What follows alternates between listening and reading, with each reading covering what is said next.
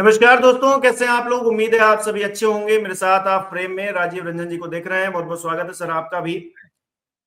Sir, Indonesia में भारतीय दूतावास के सैन्य अफसर हैं कैप्टन शिव कुमार। वो जो दावा कर रहे हैं वो कहीं ना कहीं प्रधानमंत्री नरेंद्र मोदी के दावों को ओवरलैप कर रहे हैं और ये बताने की, ये दिखाने की कोशिश कर रहे हैं कि जो कुछ भी हुआ ऑपरेशन सिंदूर के दौरान में, जो दावे पाकिस्तान की तरफ से कुछ किए गए वो तो सही थे ही, और उसमें राजनीतिक हस्तक्षेप करते हुए अपनी ही सेना के हाथ बांधने का काम प्रधानमंत्री नरेंद्र मोदी ने किया। ये कहां तक सही माना जाए?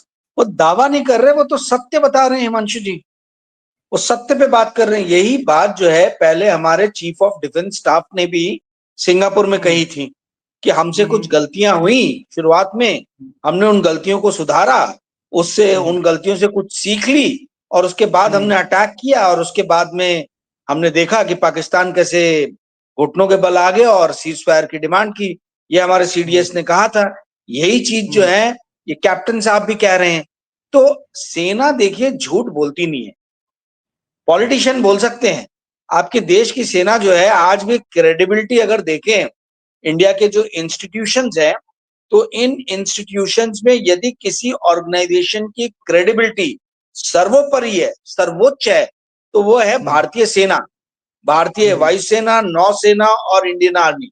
इनकी क्रेडिबिलिटी अनमैच्ड है। इंडिया में कोई दूसरा इंस्टीट्यूशन नहीं है जो जिसको लोग इतने सम्मान की नजर से और इतने मतलब देखते हैं, जिनकी क्रेडिबिलिटी के ऊपर में कोई क्वेश्चन मार्क नहीं उठा सकता।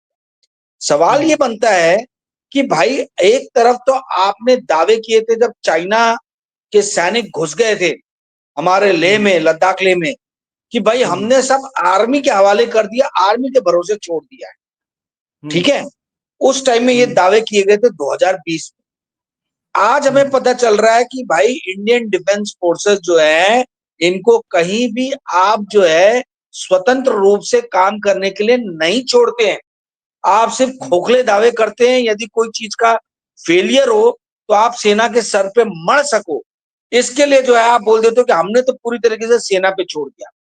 यदि आपने पूरी तरीके से बात सेना पे छोड़ दी थी तो इस तरीके के बयान ऑफिसर लोग, डिफेंस फोर्स के ऑफिसर्स, चाहे नेवी के हों, चाहे आर्मी के हों, चाहे हमारे सीडीएस हों या एयरफोर्स के हों, उनकी तरफ से ऐसे बयान नहीं आते। देखिए, सबसे मेजर जो डैमेज हुआ है वो तो इंडियन एयरफोर्स को हुआ है। यदि हमारे प्लेन गिरे हैं तो कोई नेवी के प्लेन नहीं गिरे थे, वो तो एयरफोर्स के गिरे थे। अब मैं वेट यही कर रहा हूं कि इंडियन एयरफोर्स से कौन से ऑफिसर का बयान आ। ये जो रह के जो बयान आ रहे हैं उसमें हिमांशु जी गौर करने वाली दो बातें। पहली बात यह कि डैमेज हुआ है एयरफोर्स को, एयरफोर्स के एक भी ऑफिसर का बयान नहीं। दूसरी बड़ी बात है कि इंडिया के अंदर में कोई बयान नहीं आता, पर ये जितने बाहर जा रहे हैं यही ऑफिसर्स तो या तो वहां बयान दे रहे हैं या वहां जो पोस्टेड ऑफिसर्स है वो बयान दे रहे हैं। तो ये दोनों चीजें भी एक तरीके से इंडिकेशन देती है, हिंट देती है, इशारा करती है कि हमारे डिफेंस फोर्सेस जो है उनके हाथ कहीं बंधे हैं। एक तो पहले उनको बांधा गया कि उनके मन माफिक आप आक्रमण ना करो, दूसरी तरफ जो है आप जो है वो उनको खुल के बोलने भी नहीं दे रहे हो। और ये जो स्टेटमेंट आया, इससे तो लग रहा है हिमांशु जी मैच फिक्स था।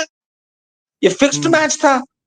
भाई आप पहले इत्तला कर दो पाकिस्तान को कि तुम्हारे सैन्य अड्डों पे हम हमला नहीं करेंगे और आप पलट के हम पे हमला नहीं करना, ठीक है, तो यानी ये तो आप मैच फिक्सिंग कर रहे हो। फिर किस बात का आप हमला कर रहे हो और किस बात की आप बातें कर रहे हो बड़ी बड़ी कि हम बदला लेंगे और ये करेंगे, ऐसा बदला लेंगे कि इनकी पुश्तें याद रखेगी।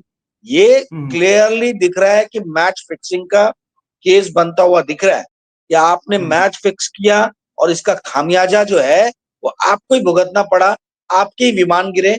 उसके बाद सेना ने पलट के जरूर पॉलिटिकल एस्टैब्लिशमेंट को बोला होगा कि हमको हमारी तरीके से डील करने दो, और पलट के उन्होंने वार किया। जो सीडीएस साहब ने कहा कि हमने सीख ली और हमने गलती को सुधारा, और जो फिर उसके बाद में हमने एक्ट किया उससे पाकिस्तान घुटनों पे आ गया।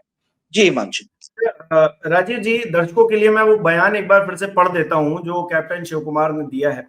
उन्होंने कहा है कि राजनीतिक नेतृत्व द्वारा तय निर्देशों के कारण ऑपरेशन के शुरुआती चरण में भारतीय वायुसेना पाक सैन्य ठिकानों पर हमला नहीं कर सकी। यानी कि ये सब पहले से पॉलिटिकली हाथ बांधे गए थे। आगे क्या कह रहे हैं वो कह रहे हैं कि हमने कुछ विमान खोए, राजनीतिक नेतृत्व से सैन्य प्रतिष्ठानों या फिर उनकी वायुसेना प्रणाली पर हमला न करने का निर्देश था।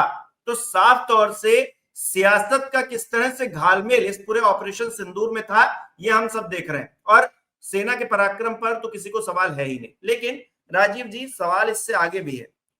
कहा जा रहा है कि हमने कुछ विमान खोए। अब विमान ऐसा तो था नहीं कि ऑटोमेटिक उड़ रहे थे, उनमें सैनिक भी रहे होंगे जो हमारे फोर्सेस के ही थे। तो अगर विमान गिरे तो हमारे सैनिकों की भी क्षतिग्रस्त हुए होंगे, उनके विमान के साथ में क्या हमने उनकी भी जान खो दी? क्या जो दावा पाकिस्तान की तरफ से किया गया कि हमने देखिए ये विमान गिर गया और हमने ये आपके कैप्टन को पकड़ लिया है, क्या वो दावे भी सही थे? और अगर सही थे तो हमारे जो सैनिक है वो कहां पर हैं, ये भी बड़ा सवाल। देखिए, 1 या 1.5 महीने पहले जब ये हुआ था, तब संजय जी के साथ में मैंने एक प्रोग्राम किया था और उसमें मैंने कहा था, जहां तक मुझे याद आ रहा है, कि मेरी जानकारी जो, क्योंकि मैंने डिफेंस बीट काफी टाइम कवर किया है अपने शुरुआती जर्नलिज्म के दिनों में, तो जो सोर्सेस अभी भी हैं उससे मुझे जो जानकारी मिली थी कि 2 विमान हमारे गिरे, ठीक है, और वो दोनों विमान चूंकि इंडियन टेरिटरी में गिरे हैं तो इसलिए पायलट्स के पकड़े जाने का सवाल ही नहीं उठता है। ओके, तो पायलट्स तो हैं, अब पायलट जीवित हैं कि पायलट्स मतलब सुरक्षित लैंड किए पैराशूट द्वारा, इसकी मुझे जानकारी नहीं है, ठीक है, पर ये जानकारी अवश्य थी कि 2 विमान हमारे गिरे हैं। अब आप जो बोल रहे हैं कि देखिए, अभिनंदन के टाइम में तो ऐसा हुआ था कि चूंकि वो पाकिस्तान में पकड़े गए थे और वीडियो बना के उनके जो है वो यूट्यूब पे वायरल कर दिए गए, इसलिए भारतीय सेना को और भारत की सरकार को मानना पड़ा कि हमारा एक पायलट जो है वो पाकिस्तान ने पकड़ लिया है।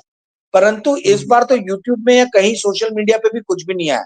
तो ये कहना कि इंडिया का कोई पायलट उनके पास में है, मुझे इस बात पे भरोसा नहीं होता है, क्योंकि इन्होंने जो भी डैमेज पहुंचाया वो इंडियन टेरिटरी के अंदर ही पहुंचा है, पहली चीज। दूसरी चीज, देखिए हिमांशु जी, इस चीज का महत्व क्या है? इस चीज का महत्व ये, पहले सीडीएस के स्टेटमेंट आने के बाद में अब कैप्टन साहब का ये जो स्टेटमेंट आया है इंडोनेशिया में, ये बताता है कि भाई बहुत सारी चीजें ऐसी हैं जो इस देश की जनता को नहीं बताई जा रही है। कायदे से ये काम भारत सरकार का होना चाहिए। भारत सरकार को एक स्टेटमेंट देना चाहिए, उन्हें बताना चाहिए कि भाई हमने इस ऑपरेशन सिंदूर में क्या खोया, क्या पाया, हमारे जो ऑब्जेक्टिव थे हमने कितने मीट किए। ये सारी चीजों पे तो किसी भी तरीके से कोई बात, कोई बहस, कोई स्टेटमेंट हम देख नहीं रहे, ठीक है। उल्टा हम क्या देख रहे हैं कि मैसिव लेवल पे ऑपरेशन सिंदूर के पहले लोगों को पोलराइज किया गया, पोलराइजेशन हुआ, लोगों का रेडिकलाइजेशन हुआ, लोगों के दिमागों को मैनिपुलेट करने की कोशिश की गई, मैनिपुलेशन हुआ, ठीक है।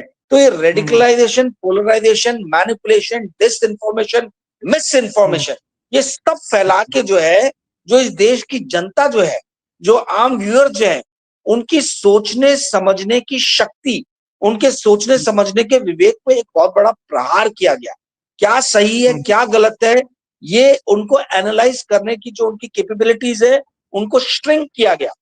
और अब उसके बाद में स्टेटमेंट आ रहे हैं, तो इससे ये पता चलता है कि लोगों का जो विश्वास जो पहले ही सरकार से, इस्टेब्लिशमेंट से कम हो रहा था, अब तो और तेजी से गिरावट हो, और इसका असर जो है आपको मोदी सरकार के ऊपर नजर आएगा।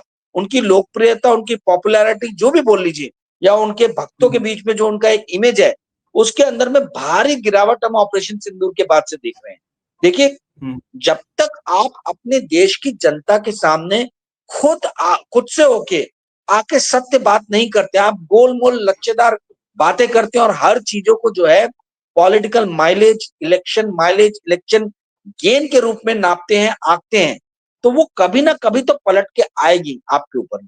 आप जो भी इस धरती पे करोगे, जो बोओगे वही आप काटोगे। इन्होंने 11 साल इस mis information, dis information technique का, ये लोगों के दिमागों को मैनिपुलेट करके, मैनिपुलेशन द्वारा, रेडिकलाइजेशन द्वारा, पोलराइजेशन द्वारा अपने जमीन को बढ़ाया, अपने वोट्स को बढ़ाया। अब समय आ रहा है कि वो चीजें श्रिंक होनी शुरू हो रही है, सिकुड़ रही हैं। वैसे भी फिजिक्स का लॉ है, ग्रेविटी का लॉ है कि जो भी चीज ऊपर जाती है वो नीचे आती है। तो ये जो ऊपर गए ये लोग तमाम तरीके की गलत टेक्निक्स यूज करके, अब वही टेक्निक्स इनके ऊपर भारी पड़ और वही टेक्निक से अब ये नीचे आ रहे। युद्ध का सहारा लेके, छदम युद्ध, युद्ध भी नहीं कहेंगे, छदम युद्ध, ये जो मृग मरीचिका इन्होंने रची थी कि हम पाकिस्तान को नाको चने चबा रहे हैं, यही मृग मरीचिका 2019 के इलेक्शन के पहले इन्होंने रची और उसका इनको भरपूर फायदा हुआ। अब पलट के जो है उल्टा इनके ऊपर आ रहा है। जो इनका ग्राफ था वो ग्राफ बहुत तेजी से नीचे गिरा। जी हिमांशु। राजीव जी, पहलगाम में हमने अपने 26 लोग खोए जो बेकसूर थे, उनका कोई कसूर नहीं था, वो घूमने टहलने गए थे, कुछ लोग अपनी नई जिंदगी की शुरुआत कर रहे थे, वो भी हमारे बीच नहीं है। उनके परिजन जिंदगी भर ये दर्द नहीं भूल पाएंगे। हमने ऑपरेशन सिंदूर लॉन्च किया, इतना अच्छा नाम रखा, फिर सेना के हाथ बांध दिए कुछ वक्त के लिए। फिर जब खोला तो सेना ने पाकिस्तान को नाको चने भी चबवा दिए, लेकिन फिर सीज फायर भी हो गया रातों रात। अब चीजें जो है मतलब जैसे भुला दिए गए हैं। मतलब उन 26 परिवारों का दर्द, या फिर अभी हाल ही में रिपोर्ट आई कि जो स्केच बनवाए गए थे जम्मू कश्मीर पुलिस की तरफ से, वो भी उनसे मैच ही नहीं कर रहे हैं आतंकवादियों के चेहरे। अब बताइए, तो इस तरह की चीजें जल्दबाजी में की गई, पॉलिटिकल माइलेज के लिए की गई। तो क्या इस देश के अंदर जब सेना, सैनिक या फिर हमारे नागरिकों की ही पूछ नहीं है, तो फिर आम आदमी जो कहीं पर गरीबी से कहीं जूझ रहा है, उसके बारे में सरकार क्या ही सोचेगी, क्या ही उम्मीद की जाए इनसे। और अगर सरकार बदल भी जाती, मान लीजिए सरकार कल को बदल भी जाती, तो ये जो सीख देके जा रहे हैं, वो जो अगला आएगा कुर्सी पर बैठेगा वो भी यही करेगा। एग्जैक्टली मेरा डर, मेरा भय यही है और यही हर इंटरव्यू में आप देखेंगे मैं बार बार इस चीज को हैमर करता हूं, बार बार इस चीज को बोलता हूं कि भाजपा ने पिछले 11 साल में जो मिस गवर्नेंस का जो एक मिसाल कायम किया है, वो मिस गवर्नेंस, देखिए गलत चीजें सीखना बहुत आसान रहता है और बहुत जल्दी आप सीखते हो। सही चीजें सीखने में ही दिक्कत होती है, दिक्कत जाती है।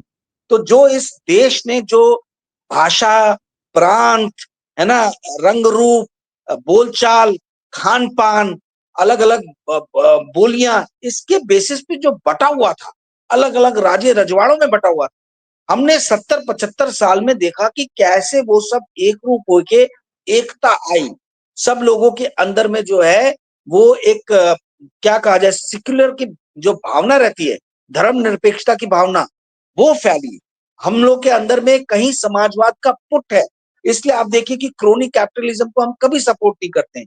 तो ये 70 सालों में हमने सीखा, 70 सालों में हमने अपने जो इंस्टीट्यूशंस है जिन पे हमें नाज है, हमने उनको बिल्ड किया। और ये 11 साल में आके इन्होंने वो जो 60 65 70 साल में हमने सीखा था, वो सारी चीजों को नेस्त नाबूद कर दिया। तो ये जो आपने स्केच का एग्जाम्पल उठाया है, वो सबसे बड़ा जो है आपको एक प्रतीक के रूप में नजर आता है कि कैसे गवर्नेंस के ऊपर में ये गवर्नमेंट जो है वो शून्य ध्यान देती है। और ये आने वाले दिनों में जो दूसरी सरकारें आ रही हैं, आएंगी, जो चुन के आएंगी, ये कहीं उनके लिए मिसाल ना बन जाए। क्योंकि ना तो ये अकाउंटेबिलिटी के उस पे आगे हैं, ना ट्रांसपेरेंसी पे आगे हैं, ना इनको गवर्नेंस करना आता है। इनको सिर्फ विदेश घूमना आता है, बड़े बड़े बंगले में रह रहे, बड़ी बड़ी गाड़ियों में घूम रहे हैं, नए नए हवाई जहाज खरीद रहे हैं, नई नई जगहों पे मतलब जो है तफरी की जा रही है। इन सब चीजों में मन लगता है, गवर्नेंस के नाम पे जो है ये शून्य बटा सन्नाटा है। और डर इसी चीज का है कि आगे आने वाली सरकारें जो हैं वो कहीं उससे ना ले लें। आप सही बोल रहे हो, मेरा भी भय यही है हिमांशु जी कि आने वाले दिनों में कहीं इस देश के निचले पायदान पे बैठा हुआ आदमी, जिसके लिए महात्मा गांधी जी ने कहा था कि डेमोक्रेसी और देश और संविधान को उस सबसे आखिरी पायदान पे बैठे हुए व्यक्ति को क्या फायदा होगा, उस सोच के साथ में शासन चलाना चाहिए। मुझे ऐसा लगता है कि ये चीज कहीं गौन ना हो जाए, ये चीज कहीं शून्य ना हो जाए, ये चीज कहीं जो है वो मिसिंग ना हो जाए। यही सबसे बड़ा खतरा है, ये जो 11 साल में इन्होंने जो मिस गवर्नेंस दिया है उसका। जी हिमांशु। राजीव जी, मैं भक्त मंडली जो है, जो हर बात पे इस्तीफा मांगती है, हर बात पे कहती है कि आप तो देशद्रोही हैं, आप देश से चले जाइए, आप पाकिस्तान चले जाइए, आप यहाँ चले जाइए, वो खामोश क्यों है? इतना बड़ा बयान आया और इस पूरे बयान को लेकर एक बार भी मैंने कहीं पर जो प्रो लोग हैं, प्रो गवर्नमेंट लोग हैं, उनका एक बयान नहीं सुना। आप क्या कैप्टन साहब को तो आप देशद्रोही बता नहीं सकते, सीडीएस साहब को तो आप देशद्रोही बता नहीं सकते, तो आप क्या कर रहे हैं? खामोश हो गए। ये खामोशी भी एक तरह की मतलब इस लोकतंत्र के लिए खतरा है, क्योंकि आप जिन मुद्दों पर बोलना चाहिए उन मुद्दों पर अगर आप खामोश रहेंगे, सरकार से सवाल नहीं पूछेंगे, तो सरकार को भी लगेगा इस देश की किसी को क्या पड़ी। बहुत सही, बहुत बढ़िया, बहुत ही बेहतरीन आपका सवाल है। देखिए, पिछले 10-11 साल में हुआ यह है कि देश पूरी तरीके से दो खेमों में बट गया, ठीक है। और दोनों ही खेमे जो हैं उनको अपने अपने नेताओं की बुराइयां नजर नहीं आती, कमजोरियां नजर नहीं आती। ये जितना भाजपा पे लागू होता है उतना ही कांग्रेस के ऊपर भी लागू होता है। दोनों ही खेमों का वही हाल है। और ना केवल देश के लोग बटे हैं बल्कि पत्रकारों का भी वही हाल हो गया। बड़े बड़े पत्रकार जो यूट्यूब पे बहुत बड़े क्रांतिकारी दिखाई देते हैं, वो जब कांग्रेस की बारी आती तो चुप बैठ जाते हैं। और उसमें नुकसान हमारे जैसे पत्रकारों का होता है, जो ना यहाँ है जो ना वहां है, जो सिर्फ पत्रकारिता करना चाहते हैं, जो कांग्रेस के भी नेताओं को आड़े हाथ लेते हैं और भाजपा के भी नेताओं को आड़े हाथ लेते हैं यदि वो कहीं कोई गलती पाते हैं। ये इस चीज के टेकर्स जो हैं, इस हमारे जैसे न्यूट्रल पत्रकारों को लेने वाले लोग, समझने वाले लोग दिन पे दिन कम होते जा रहे हैं। और प्रॉब्लम यही है कि अपनी अपनी कंस्टिट्यूएंसीज को नर्चर करने के लिए, अपने अपने मास बेस को, जनादेश को सुदृढ़ बनाने के लिए, स्ट्रांग बनाने के लिए जो है ये रेडिकलाइजेशन, पोलराइजेशन और तेजी से बढ़ रहा है। हिमांशु जी, प्रॉब्लम क्या है? प्रॉब्लम समझिए, आज की डेट में जो भी मीडिया है, उस मीडिया के स्तर को इतना नीचे गिरा दिया गया है कि अब किसी भी तरीके की न्यूज आती है, चाहे वो सही क्यों ना हो, उसकी वैधता पे लोग प्रश्न चिन्ह लगा। क्योंकि मीडिया ने अपना इमेज, जो सो कॉल्ड टीवी और मेन स्ट्रीम मीडिया जिसको बोलते हैं टीवी एंड न्यूज़पेपर्स, उन्होंने पिछले 11 साल में ऐसे कदम उठाए हैं, इस तरीके से समाचार को, न्यूज को चलाया है कि उनकी वैधता पे एक बहुत बड़ा प्रश्न चिन्ह लग गया। उस वैधता को फुलफिल करने के लिए यूट्यूब का एक दूसरा मीडिया खड़ा हुआ, जो वैकल्पिक मीडिया जिसको हम बोलते हैं। अब हो ये रहा है कि जितने भी अधिकतर पॉलिटिकल बहस हो रही है, वो पॉलिटिकल बहस यदि यूट्यूब पे होती है तो यहां आप काट सकते हो, लोगों को देख रहे हो। परंतु यूट्यूब के ही समानांतर फेसबुक, ट्विटर एक दूसरे ऐसे मीडियम है जहां पे सिर्फ समान विचारधारा वाले लोग ही एक दूसरे के फ्रेंड्स या एक दूसरे की लिस्ट में है, ठीक है। और वहां पे फैक्ट चेकिंग नहीं होती है। तो अधिकतर आज की डेट में जो पॉलिटिकल डिस्कोर्स है, राजनीतिक बहसें हैं, वो चली गई हैं आपके फेसबुक और ट्विटर पे, सोशल मीडिया। और इन सोशल मीडिया पे फैक्ट चेकिंग आप नहीं कर सकते। फैक्ट चेकिंग जो है वो कहीं ना कहीं जो है कंप्लीटली, मतलब आप समझ लीजिए कि बहुत मुश्किल है, क्योंकि हजारों लोग रोज लिख रहे हैं, ठीक है। ये एक कम्युनिकेटिव मीडिया है ट्विटर और फेसबुक का, बट एक्चुअल बहस जो है वो सोशल मीडिया पे होती है। और सोशल मीडिया पे फैक्ट चेकिंग कहीं पे भी नहीं हो रही है। इस कारण से जो है देश के अंदर में और ज्यादा हम देख रहे हैं कि पोलराइजेशन हो रहा है और रेडिकलाइजेशन हो रहा है और मिस इन्फॉर्मेशन बढ़ रहा है। क्योंकि पहले जो टेलीविजन काम करते थे या अखबार काम करते थे, वो न्यूज देते थे जिसको सभी लोग कंज्यूम करते थे। आज न्यूज पेपर से या टेलीविजन चैनल से या यूट्यूब से लोग न्यूज ज्यादा कंज्यूम नहीं कर रहे। लोग जो है वो फेसबुक और ट्विटर से न्यूज कंज्यूम कर रहे हैं। और यहाँ पे वही वही लूप जो है, वही न्यूज का लूप जो है चलता चला जा रहा है। और इस चीज को मोदी सरकार ने पकड़ लिया। तो मोदी सरकार क्या करती है, अपने प्लेन गिरवा दिए ये बोल के कि आप अटैक मत करो पाकिस्तान के ऊपर में। पाकिस्तान ने आपकी बात मानी नहीं। देखा जाए कायदे से तो मैच फिक्सिंग है, ये बहुत बड़ा मैच फिक्सिंग है। और अगर कठोर शब्दों में कहा जाए तो ये राष्ट्र के साथ में एक बहुत, राष्ट्र के अगेंस्ट में एक स्टेप था, ठीक है। हो ये रहा है कि नोबेल पीस प्राइज जीतने के चक्कर में ट्रंप अपने आप को अपना शांति दूत जो है वो स्थापित करने में लगे हैं। तो अब मुझे लग रहा है कि ये जो पॉलिटिकल एस्टैब्लिशमेंट है, मोदी जी भी चाहते हैं कि भैया मैं भी जो है एक शांति दूत के रूप में स्थापित हूं। तो ये भी हो सकता है कि भाई छन छन की इंफॉर्मेशन इसलिए बाहर आ रही है, इनका उस पर स्टैंप हो कि आप ऐसा प्रस्तुत करो कि हम तो चाहते थे कि भाई ये युद्ध बढ़े नहीं, हम लिमिटेड एक्शन लेना चाहते थे, परंतु हमारी बात जो है वो पाकिस्तान ने मानी नहीं और इसलिए बात बढ़ गया। पर ये मैच फिक्सिंग है। अगर ऐसा है तो आपको देश की जनता को बताना चाहिए था, उनको लूप में लेना, फिर ये स्वांग नहीं रचना चाहिए था, ये छद्म नहीं रचना चाहिए था कि भाई हम ऐसा बदला लेंगे और ये करेंगे। यानी आप तो बड़े खतरनाक हो, आप दोनों तरफ से गोटियां सेक कर रहे हो। आप पाकिस्तान को बोल रहे हो कि एक टारगेटेड हम हमला करेंगे, पहले बता रहे हो, और अपने विमान गिरवा दे रहे हो। पाकिस्तान तैयार हो जा रहा है, जैसे आपके विमान जा रहे हैं मिसाइल छोड़ दे रहा है। वहीं दूसरी तरफ आप अपने देश को, लोगों को एक मिथ्या में रख रहे हो कि हम जो है हम पनिशमेंट देने वाले हैं, हम पाकिस्तान को भयानक सजा देने वाले। ठीक है, तो यहां से आप वोट ले रहे हो, सहानुभूति ले रहे हो, वहां से आप पाकिस्तान को बता के इंटरनेशनल फोरम पे, प्लेटफॉर्म पे अपना कद ऊंचा करने की कोशिश कर रहे हो। आप ये प्रयास कर रहे हो कि युद्ध में भी शांति का प्रयास ढूंढते हुए कहीं भारत की लीडरशिप नजर आई। ये बहुत ही खतरनाक सोच है हिमांशु जी। दो नावों में पैर रख के आप सवारी नहीं कर सकते। दोनों पैर अगर दो अलग अलग नावों में रहेंगे तो आपका गिरना तय है। मुझे नहीं मालूम है कि मोदी जी का थिंक टैंक कौन है, स्ट्रेटेजी कौन बनाता है, बट ये इन्होंने मैसिव मैसिव मैसिव बड़ी गलती कर दी है, बहुत बड़ी गलती कर दी है। इन्होंने देश को कॉन्फिडेंस में नहीं रखा। इन्होंने देश को सही तो स्टेटमेंट देना चाहिए था, वो स्टेटमेंट नहीं दिया युद्ध खत्म होने के बाद में। और अब इस तरीके से छन छन की न्यूज आ रही है, इस तरीके से छन छन के स्टेटमेंट आ रहे हैं। तो हिमांशु जी, प्रॉब्लम यह है, जो हमने बात शुरुआत की थी, कि अब लोगों के सोचने समझने की शक्ति, विवेक खत्म हो गई है। तो इस तरीके के जब झटके भी आते हैं तो झटकों को पचा पाने की कैपेबिलिटी बहुत कम लोगों में है, जो सोचते समझते हैं, जिनके पास में आज भी विवेक है, जो दिमाग से काम करते हैं। पर ऐसे लोगों की संख्या कम होती जा रही है, इसलिए न्यूज का इम्पैक्ट भी कम होता जा रहा है। इम्पैक्ट बहुत कम हो रहा है। यदि इस तरीके की न्यूज का इम्पैक्ट होता तो जिस दिन ये कैप्टन साहब का स्टेटमेंट आया था, उसी दिन स्टॉक मार्केट 500,000 पॉइंट गिरता, क्योंकि समझ में आता है कि जनता जो है अब मोदी जी से बहुत ज्यादा खपने वाली है, रूलिंग एस्टैब्लिशमेंट से बहुत ज्यादा खपने वाली है। पर वैसा कोई रिएक्शन ना मार्केट ने दिया, ना इंडिया की दूसरी मीडिया ने दिया कि इसको क्रिटिकली एनालाइज करे। मैं और आप बैठ के क्रिटिकली एनालाइज कर रहे हैं स्टेटमेंट को, बट आप देखिए ना कोई न्यूज़पेपर में क्रिटिकल एनालिसिस है, ना कोई टेलीविजन चैनल में क्रिटिकल एनालिसिस है। हम लोग की डेमोक्रेसी जो है एक फेल्ड होती हुई डेमोक्रेसी की तरफ जा रही है, जो डेमोक्रेसी कंप्लीटली वोटोक्रेसी में बदल गई है। और वोटोक्रेसी भी जो है, वोट भी जो है, वो भी मैनिपुलेट किए जा रहे हैं। जी हिमांशु।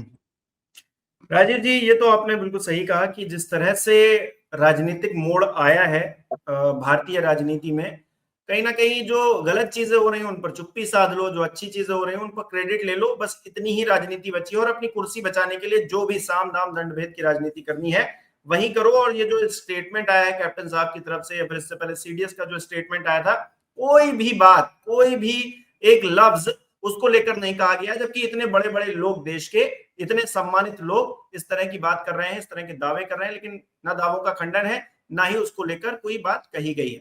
अब दर्शक ही हमें कमेंट करके बताएं कि वो किस तरह से देख रहे हैं। राजीव जी, आपने समय दिया, बहुत बहुत धन्यवाद आपका।